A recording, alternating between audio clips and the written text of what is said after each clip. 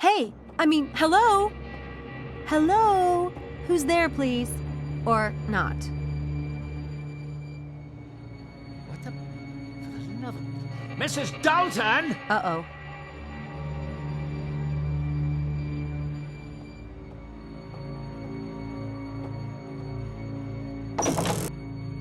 What the hell is this doing in my desk drawer? That's Houdini. He has a habit of sort of appearing. He? Who told you you could have a pet in this house? He's in my room. I don't see what difference it makes to you. Well, he's not in your room now, is he? This is my home, Miss Everett, and I don't care to have it smelling like a barn. Houdini does not smell. You could have a herd of buffalo in this house for all the use you get out of it. Hush now. Oh, my goodness. What a to-do about nothing. I'll take him back upstairs and put him in his cage. Put the thing in the garage. No way! He'll freeze out there. Put him in my room, Mrs. Dalton. Sam? Oh, by the way, who's visiting the house today? What do you mean? I saw a woman on the stairs, just now. Blonde, white dress. You saw no such thing. The lighting on those stairs is terrible. I keep asking that something be done about it, but no one pays the slightest attention. Bothering poor Dr. Stiles with nonsense like that.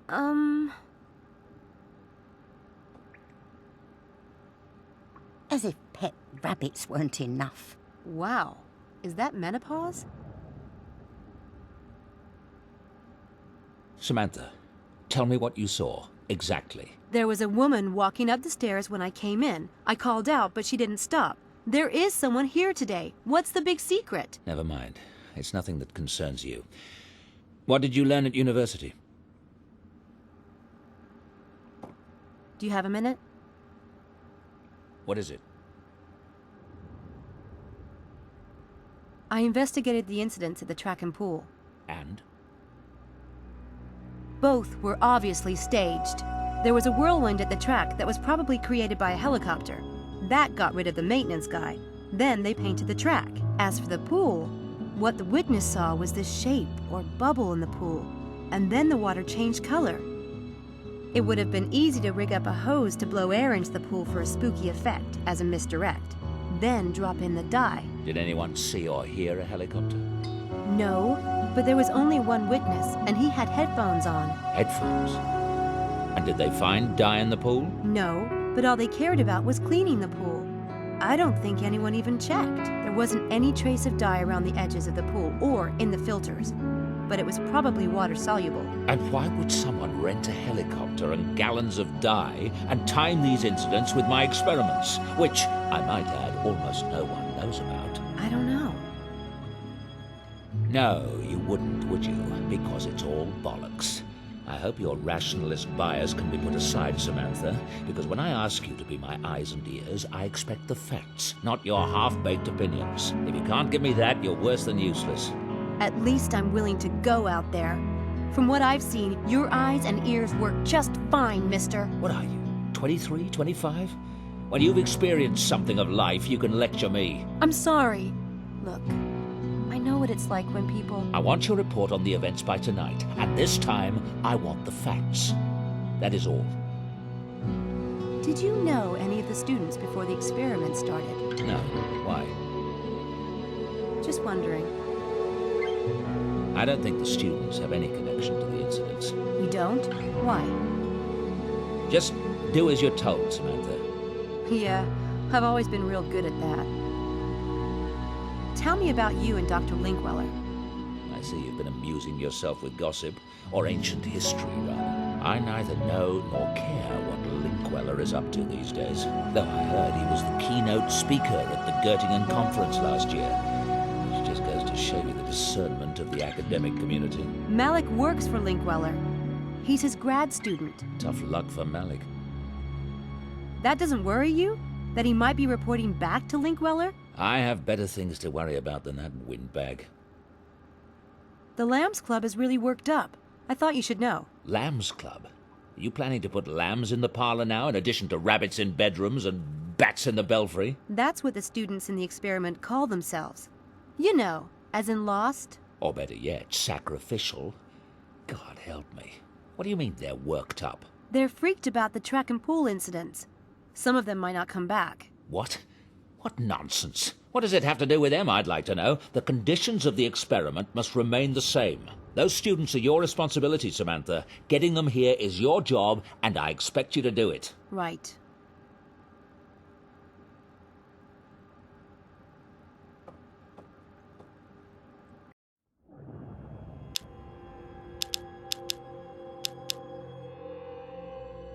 Hi. Wow. Everyone looks so serious. I get that way during the full moon. Some people do the werewolf thing, but I do Walter Cronkite. Well, it feels momentous, doesn't it? We're agreed, right? We're going to vote. And we'll all either stay in the experiment or quit. Whatever the group vote decides. One for all and all for one. How do we do it? Should we just raise hands? Silent ballot? Do we need that? Does anyone care?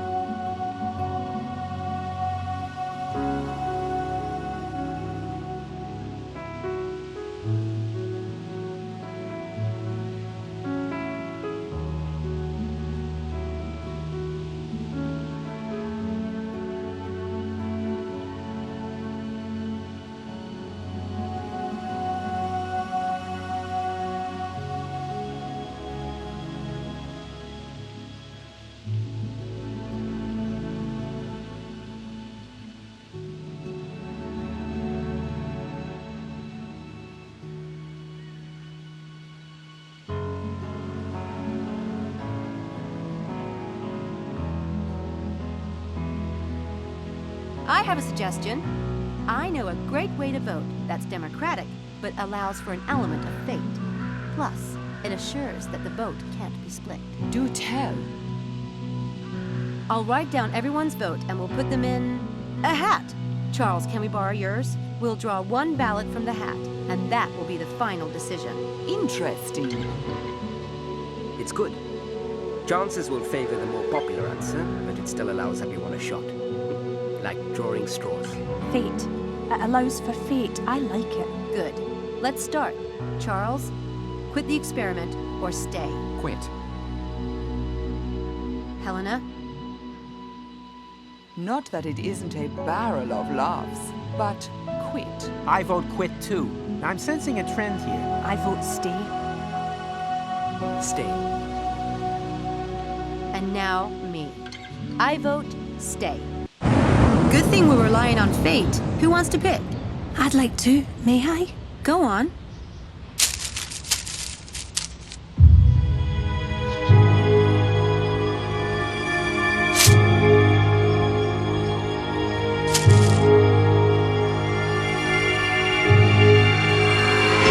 Stay. That's it then. One for all. And all in deep doo-doo. See you tonight. Bye, Sam. See you. See ya. Bye, Sam.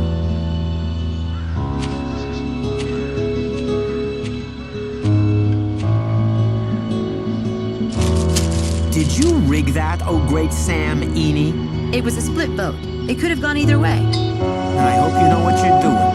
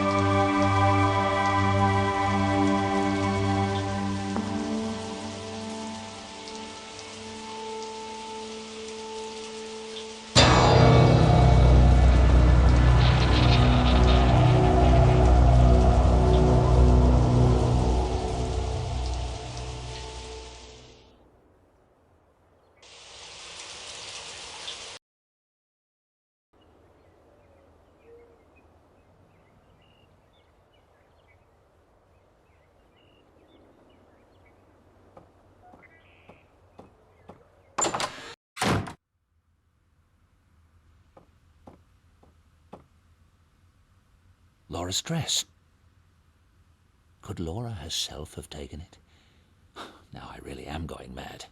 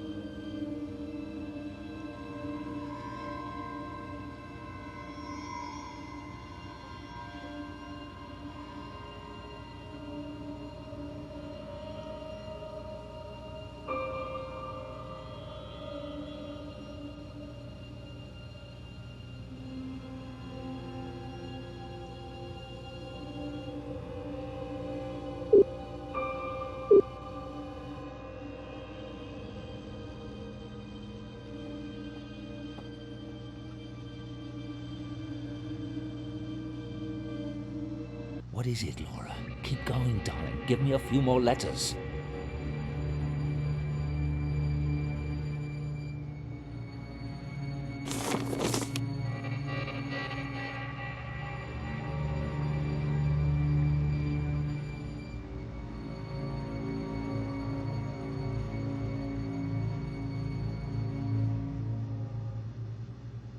I'm not sure what Laura's trying to say, if that is...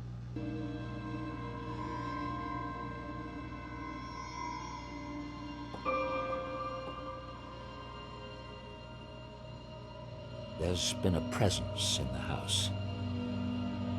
I arranged to see Dr. Ramuskin today. I'm hoping he'll have some insight into the events with Laura.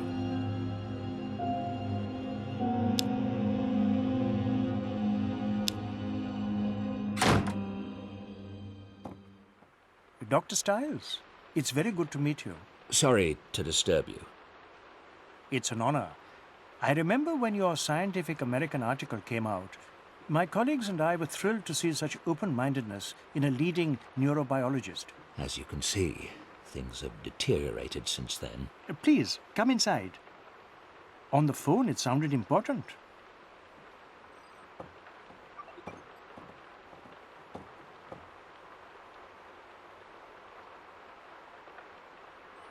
One thing you learn as a neurobiologist is that reality is subjective, like the story of the blind man and the elephant. One of my patients had a brain tumor and became convinced his wife was an alien in disguise. Everyone else saw an everyday housewife. He saw something horrible. What clues do we pick up from our environment every day that tell us how to perceive the world? One man sees a pile of logs, another a sleeping giant. Perception is a slippery thing.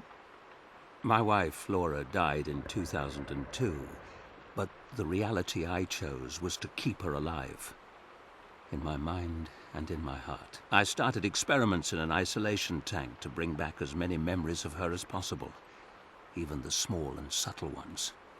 And I didn't give a toss what anyone thought. And now? The thing I didn't foresee was that Laura might actually come back. I've suddenly got quite a chill. Perhaps you'll start from the beginning while I light the fire. No fire, please. Oh, please forgive me. I'll call for some tea. I'm quite anxious to hear what you have to say, Dr. Stiles. If you'd start at the beginning, please. It sounds fascinating. I've never performed any experiments with an isolation tank myself, but they may well concentrate certain energies. I'd be happy to help in any way I can. And I'd be very interested in your theories on the phenomenon, as a neurobiologist, if you'd be so kind. In cases that you're familiar with of hauntings, is it typical for the deceased to obsess over their deaths? I'd say so, particularly if it was violent. Laura keeps communicating about the accident. but I'm not sure if there's really something there or if she's just fixated on that moment out of shock. I know you'll leave no stone unturned finding out. If there's nothing to it, it will be clear soon enough. Yes, of course. Have you heard of any similar hauntings, for lack of a better word? Some of the elements, such as the way Laura communicated with you in the tank and the RNG message. These sound like classic communiques from the spirit world. But other things you've described, the moved nightgown, the form under the sheets, and most particularly the events at the university, those sound like PK activity, telekinesis, objects being moved with the power of the mind. Are you positive all these manifestations are Laura? Of course. One paranormal source is remarkable enough, much less two different ones. Don't you agree? You have a point. Studies done with dying and comatose patients have provided some interesting clues about consciousness. There are authenticated cases of the mind projecting itself from the body, witnessing things that occurred far away. If the mind can project itself from the body, then it's possible for consciousness to survive physical death. Do you have a scientific explanation for how that might work? Quantum theory suggests that three-dimensional space and time are essentially created by the brain in order to organize the masses of data that make up reality. The brain operates like a translation device, in the same way that a television set organizes bits of electronic data into an image. If the human brain creates space and time, then theoretically the brain could project the mind into the past or future, making itself essentially immortal. That's astonishing. I hope you intend to publish on this theory. I'm still conducting my research. Is there any connection between psi activity and heat or fire? Yes. Telekinesis in particular is very elemental. There's a classic poltergeist case that involved a young girl in the American heartland. The manifestations in her household all revolved around water. Water running down the walls of the house, seeping out of the wallpaper and welling up from the floors. Another classic telekinesis phenomenon is raining stones. And I recall reading about a shaman in East Africa who could make his victims burst into flames. It would all suggest that telekinetic powers are drawn from the earth. But I'm not aware of any studies done on the subject. Can you tell me more about the East African shaman? I'll tell you what I remember. It's a well-documented case from the early 1900s, researched by a member of the Society for Psychical Research. He was traveling in Africa when he ran across this shaman.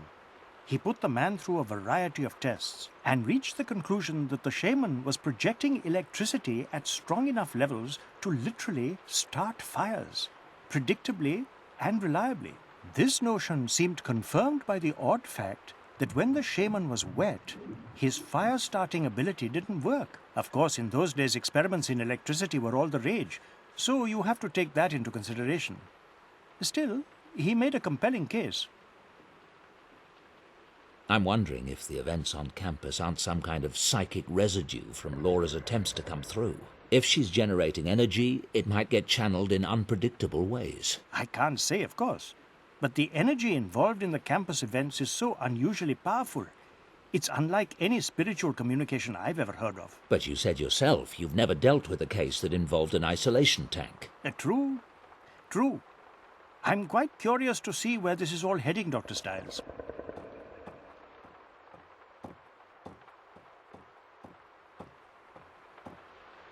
Thank you for your expertise, Doctor. There's one more thing. I was hoping you could give me some advice on how I might help Laura. Help her come through. Dr. Stiles, I'm not sure what you mean by coming through. Earthbound spirits are trapped here because of some unresolved trauma or an inability to accept their own deaths. The goal in such a scenario is to free the spirit so that he or she can move on. Move on? To what? Oblivion? I mean, what if Laura could be brought back? But what body would she inhabit? How could she interact with our world? All religions believe that there is some kind of afterlife and... Yes, thank you, Doctor. I'm afraid it's getting quite late. I must go. I do hope you'll keep in touch. I'd like to know how this develops. Of course. Good day. Goodbye.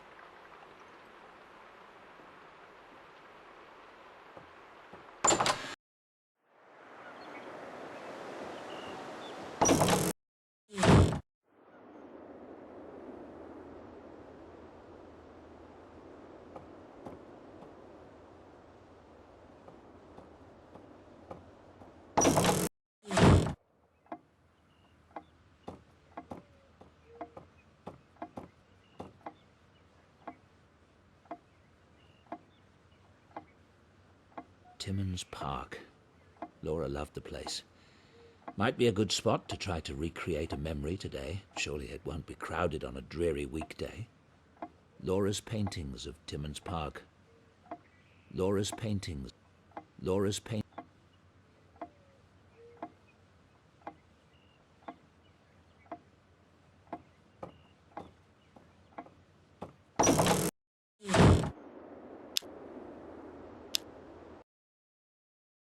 Look, Mummy, it's a monster. Shh! Sweetheart! Wow.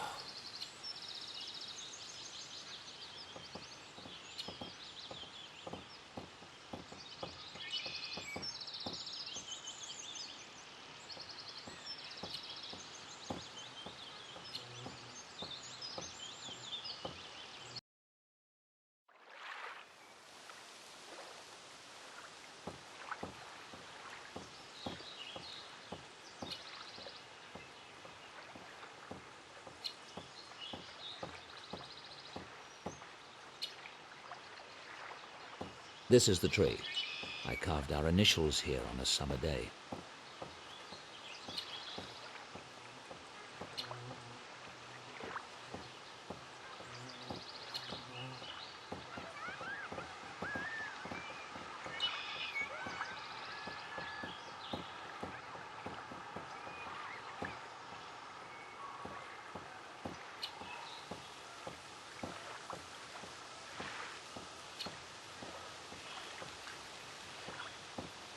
I don't think that sitting on this bench could trigger any particular memory. I should try something else.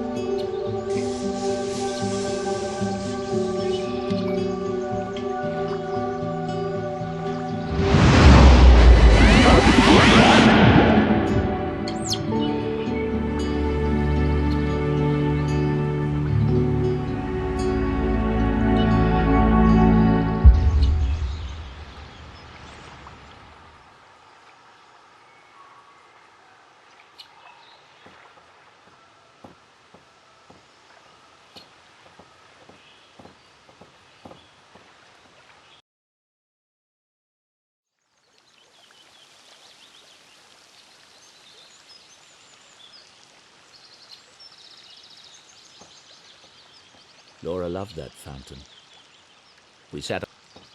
Laura loved that fountain. We sat on that bench for hours. Laura was the only person who could ever convince me to relax.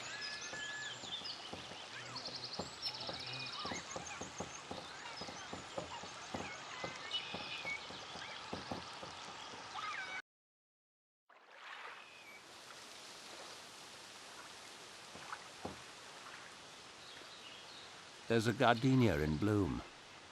Laura would place one in her hair if we came here.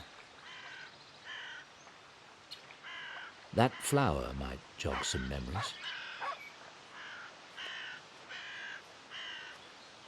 Don't you pick that flower, sir. What? And how would that change your day? Rules is rules, sir. Flowers are here for everyone's enjoyment, not picking. Listen, I need that flower. I'll pay for it if necessary. You'll pay, all right. The fine's £2,000. Hello?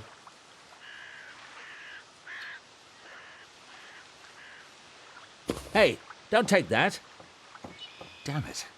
She's run off with the gardenia I need.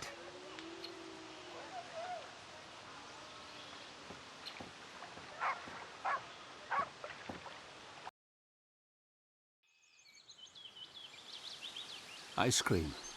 Laura's favourite was orange-flavoured.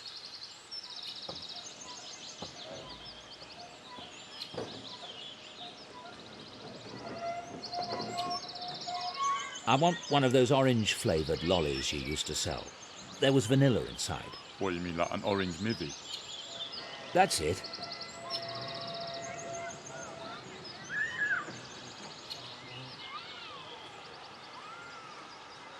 There you go. Don't you like want your change? Keep it.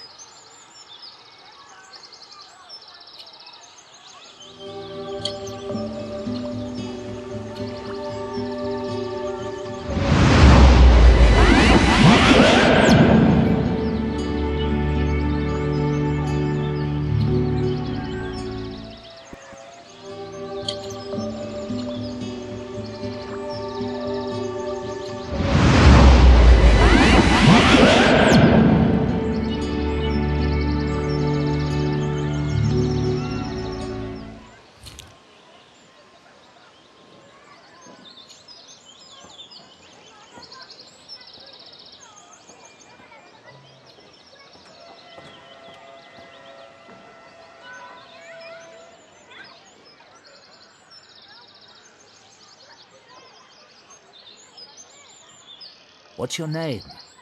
Mine's David. You can tell me. Is it Elizabeth? Anne? That's a lovely flower. Did you get it here in the park? Can I see it? My mask is scary looking, isn't it? What's it for?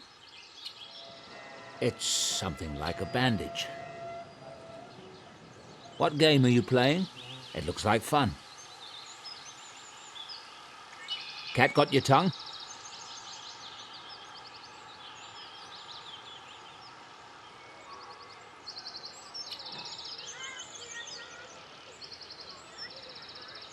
You've got an owie.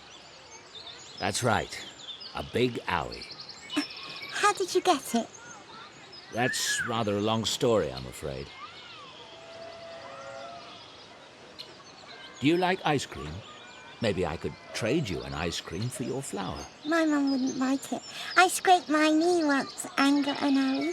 How do you wash your face?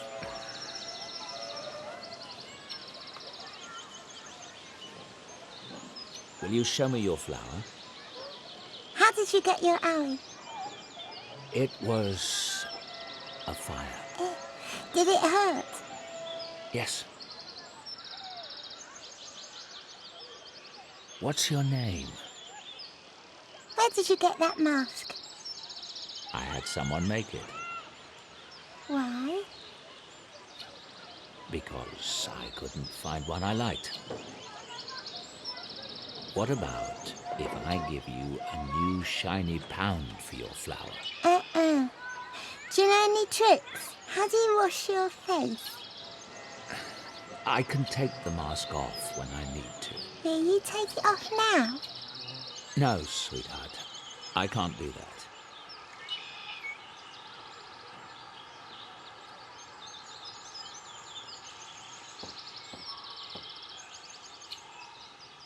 Laura, I can't do it. I can't get that flower. Ow!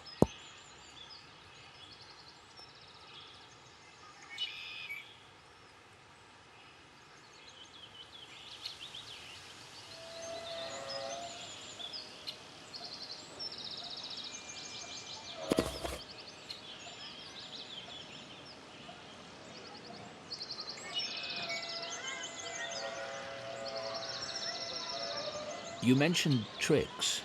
A beautiful princess I once knew taught me how to do this. Watch.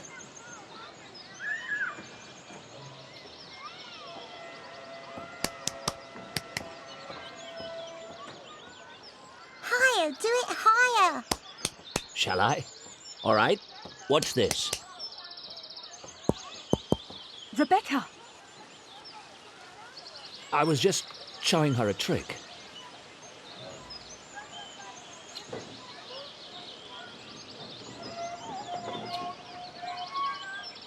Well, that was pleasant. Mummy! Mummy! Mummy! Oh, let me go back and see the man. I like him.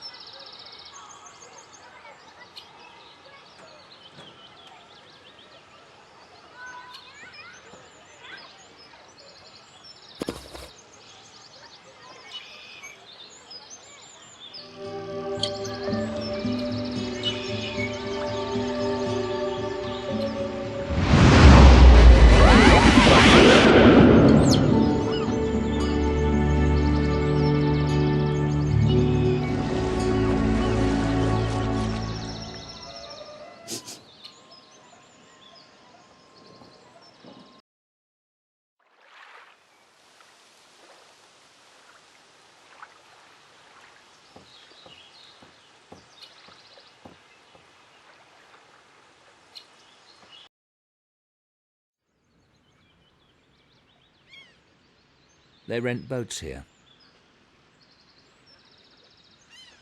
They rent boats.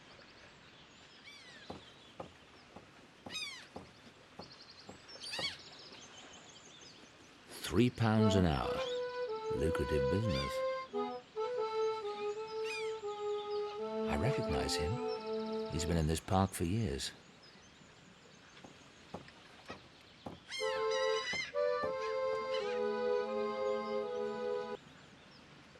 I have a request. There's an old Italian song you used to play. Santa Lucia. Grazie, grazie. I know you. You used to come here with your wife, Bellissima. Yes. She's not with you today? Not yet. Will you play it? It would be my pleasure.